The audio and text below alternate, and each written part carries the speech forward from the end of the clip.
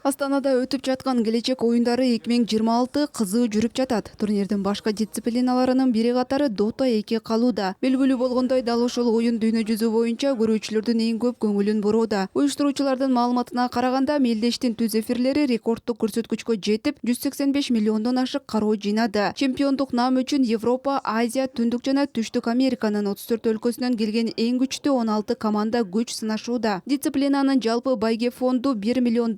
Аны оюндун белгилүү орундарын ээлегендер бөлүшөт. Катышуучулар мелдештин уюштурулушу аларга таасир калтырганын жана оюндун жыйынтыгына карабастан атмосфера шыктандырат деп айтышат. Overall, the tournament is good. Жалпысынан мелдеш абдан жакшы өтүп жатат. Тамак ашы эң сонун, графиги да ыңгайлуу. Уюштуруучулар бизди абдан жылуу тосуп алышты. Адамдары да аябай меймандос экен. Өзүбүздү абдан жакшы сезип жатабыз. Уюштуруу иштерине ыраазыбыз. Оюндун башында алдыга чыгып, беттешти жеңип алууга толук мүмкүнчүлүк бар болчу. Бирок тилекке каршы аягына чейин жеткире албай калдык. Белгилей кетсек, учурда турнирде чейрек финалдык беттештер өтүүдө. Бул этапты бардык оюндар 3 беттештин мыктысы форматында өтсө, гранд финал 5 беттештин мыктысы тутумунда уюштурулат. Мелдеште Казакстандын атынан Run Интерс командасы катышууда. Бүгүн ата мекендик оюнчулар Кытайдын Yakult Brothers командасы менен күч сынашат.